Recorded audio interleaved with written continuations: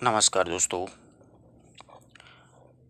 इस वीडियो में अपन राजनीति विज्ञान से संबंधित प्रधानमंत्री और मंत्रिपरिषद के बारे में पढ़ रहे थे।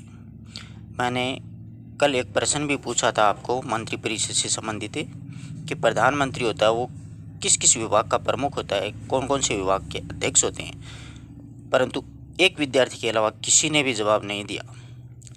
इससे पता चलता है कि आप लोग रुचि नहीं ले रहे। देखो, जिसको पढ़ना होगा वही इस वीडियो में रुचि ले। इसमें कोई डांस प्रोग्राम नहीं है, ना ही कोई बहुत बड़ी टेक्नोलॉजी अपना रखी है मैंने कि इसमें एडिटिंग करके आपको इस हिसाब से आपको आकर्षित किया जाए। बिल्कुल नहीं, सिर्फ पढ़ना है। वही विद्यार्थी इन वीडियोज़ को देखे। बात कड़वी है परंतु सच्चाई है कि नहीं है? तो जिन्होंने जो जवाब दिया था उनका नाम अंत में प्रेषित किया जाएगा, बताया जाएगा सभी को, जिससे कि और भी विद्यार्थियों को मोटिवेशन मिल सके। और जिन्होंने जवाब दिया उनको तो मोटिवेशन के लिए उनका नाम ओपन करना भी बहुत ज़रूरी है, ताकि आगे जो भी प्रश्न पूछे जाएं उसमें वो और भी रुचि ले, और भी विद्यार्थियों का मनोबल बढ़े।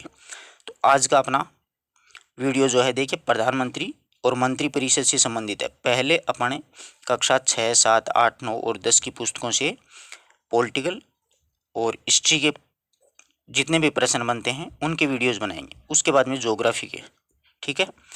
तो देखिए, राजनीति विज्ञान का अपना ये दूसरा वीडियो है, वो तीसरी क्लास है वैसे देखा जाए तो देखिए, पहला प्रश्न है, संसद का एक सदस्य अधिकतम कितनी अवधि तक मंत्री बना रह सकता है? संसद का एक गैर सदस्य यानी बिना सांसद रहे कोई व्यक्ति कितने समय तक मंत्री पद पर बना रह सकता है? तो मित्रों ध्यान रखिएगा, 6 महीने तक वो मंत्री पद पर पदासीन रह सकता है। अगर 6 महीने के भीतर वो किसी क्षेत्र से चुनाव जीत करके आता है तो लगातार बने रहेगा।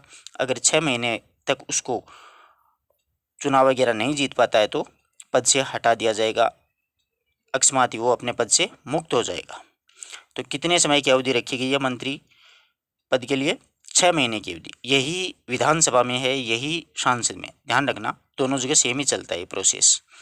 आगे बात समझ में? कोई व्यक्ति गैर संसद का सदस्य रहते हुए भी मंत्री पद पर 6 महीने तक बना रहता है। अगला प्रश्न देखिए, कौन से संवैधानिक संशोधन में मंत्रिपरिषद के सदस्यों की अधिकतम सीमा 15% निश्चित की गई है? कल ये प्रश्न आया था और अपन ने अच्छे से चर्चा भी की थी, देख लो दोबारा। तो मंत्रिपरिषद के सदस्यों की अधिकतम संख्या 15%, 51वां संवैधानिक संशोधन 2003 में निश्चित की गई थी। तो अपने राजस्थान में विधानसभा में 200 सदस्य हैं, तो इनका 15% होता है 30। अधिकतम राजस्थान विधानसभा में मंत्री जो हैं वो 30 बन सकते हैं, ध्यान रखना, ठीक है ना? अधिकतम 15% है। ये तो राजस्थान की मैंने बता दी। जैसे लोकसभा होते हैं उसके अनुसार जितने सदस्य होते हैं उनके 15% सदस्यों को ही मंत्री पद प्राप्त होता है। ये 51वां संवैधानिक संशोधन में किया गया प्रावधान है। इससे पहले तो जितनी मर्जी उतने बन सकते थे। बहुत अच्छा प्रश्न है, परीक्षा में पूछे जाने योग्य प्रश्न है। अगला देखिए, भारतीय संविधान के किस अनुच्छेद में राष्ट्रपति को सूचना का अधिकार है?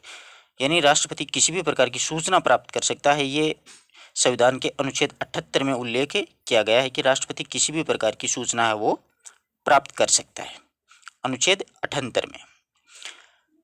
अगला प्रश्न देखिए, भारत का पहला गैर कांग्रेसी प्रधानमंत्री कौन थे?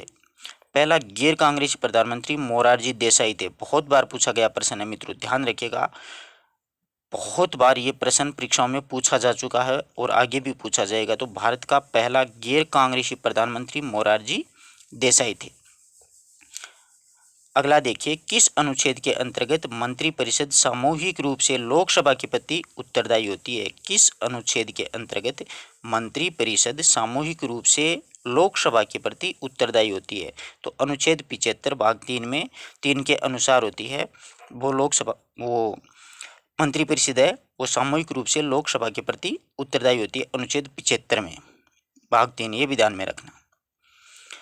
सरकार के संसदीय स्वरूप में वास्तविक कार्यकारी सत्ता किस में केंद्रित होती है? वास्तविक कार्यकारी होता है ना, वो हमेशा प्रधानमंत्री होता है, ध्यान रखना।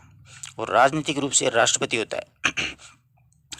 जैसे सेना का देखा जाए तो तीनों सेनाओं का सर्वोच्च सेनापति राष्ट्रपति माना जाता है, परंतु वास्तविक रूप से होता है वो प्रधानमंत्री होता है, राजनीतिक रूप से राष्ट्रपति होता है। तो भारत सरकार के संसदीय स्वरूप में वास्तविक कार्यकारी सत्ता, वास्तविक कार्यकर्ता जो सत्ता जिसके हाथ में होती है, जिसके मुट्ठी में होती है, वो प्रधानमंत्री की होती है। ध्यान रखना इस बात का, ठीक है। अगला देखिए, मंत्रिपरिषद के फेरबदल का अधिकार किसे? तो मंत्रिपरिषद के फेरबदल का जो अधिकार है वो प्रधानमंत्री को ही होता है और राज्य में मुख्यमंत्री को होता है। मंत्रिपरिषद में कोई भी फेरबदल यानी किस मंत्री को हटाना है, किसको नए सदस्य को मंत्री बनाना है, वो सारी जो कार्य होते हैं, सारे अधिकार होते हैं, वो प्रधानमंत्री और मुख्यमंत्री के हाथ में होते हैं। भारत में कोई मंत्री मंत्रिपरिषद से त्यागपत्र देना चाहता है तो वह अपना त्यागपत्र किसे संबोधित करते हुए देगा? भारत का कोई भी मंत्री मंत्रिपरिषद से अगर त्यागपत्र देना चाहता है तो वह अपना त्यागपत्र किसे संबोधित करते हुए देता है? तो मित्रों ध्यान रखना, राष्ट्रपति को संबोधित करते हुए देगा, न कि प्रधानमंत्री को संबोधित, क्योंकि वो राष्ट्रपति, संसद में कोई भी मंत्री अपना त्यागपत्र देगा, कोई भी सांसद त्यागपत्र देगा तो किसको संबोधित करेगा? राष्ट्रपति को संबोधित करते हुए, और राज्य में राज्यपाल को संबोधित करते हुए होगा।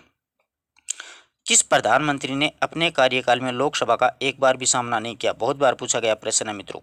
तो चौधरी चरण सिंह है, उन्होंने एक बार भी लोकसभा का सामना नहीं किया था। ध्यान रखना, प्रधानमंत्री चौधरी चरण सिंह थे, उन्होंने लोकसभा का एक बार भी सामना नहीं किया था। कल जो प्रश्न पूछा था वो यही प्रश्न था कि प्रधानमंत्री किस किस विभाग का अध्यक्ष होता है? राष्ट्रीय विकास परिषद का पदेन अध्यक्ष कौन होता है? तो प्रधानमंत्री होता है। इसके साथ साथ मित्रों प्रधानमंत्री नीति आयोग का होता है, योजना आयोग का होता है, राष्ट्रीय विकास परिषद का होता है, अंतर्राज्यीय परिषद का होता है, राष्ट्रीय जल संरक्षण परिषद का होता है।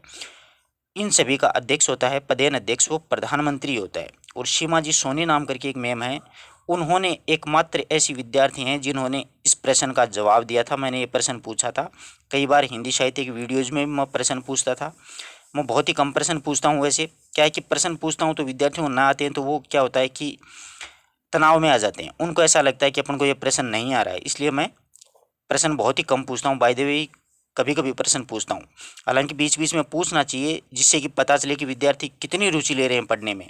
फिलहाल ये जो लॉकडाउन का टाइम चल रहा है उसमें आप आराम से धीरे धीरे अच्छे से पढ़ सकते हो। अभी आप पे कोई दबाव नहीं है, आप बिल्कुल फ्री हो, आपके पास कोई काम नहीं है, कोई बहाना नहीं है कि कोचिंग जाता हूँ 4 घंटे ख़राब हो जाते हैं, घर का ये काम करता हूँ वो करता हूँ, क्योंकि 24 घंटे घर में ही तो पड़े रहते हो, काम तो कुछ है ही नहीं।